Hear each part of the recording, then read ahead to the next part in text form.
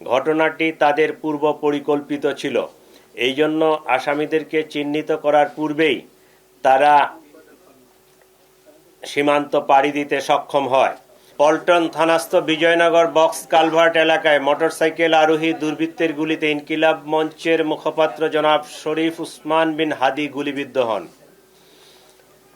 দ্রুতই তাকে Dhaka medical college হাসপাতালে প্রেরণ করা হয়।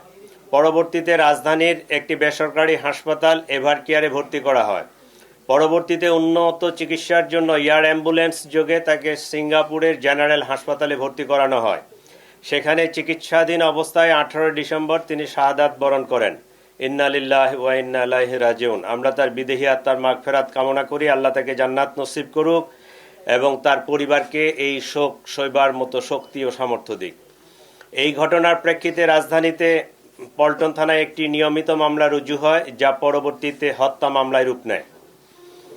প্রিয় সাংবাদিক ভাই ও বোনেরা, ন্যাক্কারজনক এই ঘটনার পরপরই Dhaka metropolitan police, DB, CTTC, RAB, CID, BGB ঘটনায় জড়িতদের শনাক্ত করে গ্রেফতার করে আইনের আওতায় আনার জন্য কাজ শুরু করে।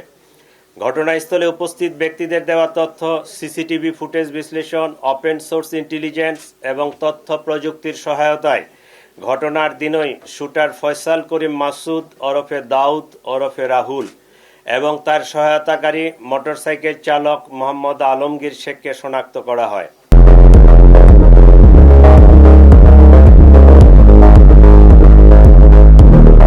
তদন্তে প্রাপ্ত তথ্য, বিভিন্ন গোয়েন্দা সংস্থার প্রতিবেদন, গ্রেফতারকৃতদের দেওয়া জবানবন্দি পর্যালোচনা করলে দেখা যায় ফয়সাল ও আলমগীর ঘটনার পরপরই ঢাকা হতে সিএনজি করে আমিন বাজারে যায়।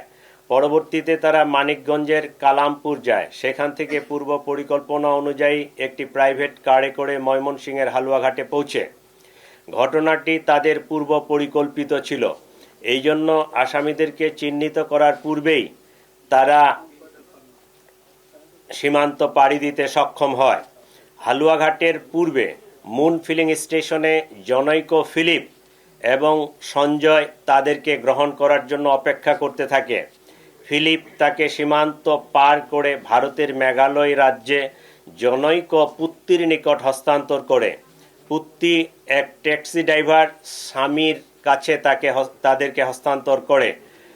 স্বামী মেঘালয় রাজ্যের তুরা নামক একটি শহর আছে, সেই শহরে তাদেরকে পৌঁছে দেয়। আমরা ইনফরমাল চ্যানেলে মেঘালয় পুলিশের সাথে যোগাযোগ করে যেটি জানতে পেরেছি, তারা ইতোমধ্যে পুত্তি ও স্বামীকে গ্রেফতার করেছে। আমরা সন্দেহ করি আসামিদ্বয় অবৈধ পথে সীমান্ত পাড়ি দিয়েছেন। এই ঘটনার সাথে বিভিন্নভাবে জড়িত থাকার কথা স্বীকার করে গ্রেফতারকৃতদের মধ্যে 6 জন স্বীকারোক্তিমূলক জবানবন্দি প্রদান করেছেন এবং 4 জন সাক্ষী তারাও 164 ধারায় সাক্ষ্য প্রদান করেছেন। প্রিয় সাংবাদিকবৃন্দ, চাঞ্চল্যকর এই ঘটনায় রুজুকৃত মামলাটি অত্যন্ত গুরুত্বের সাথে আমরা তদন্ত করছি।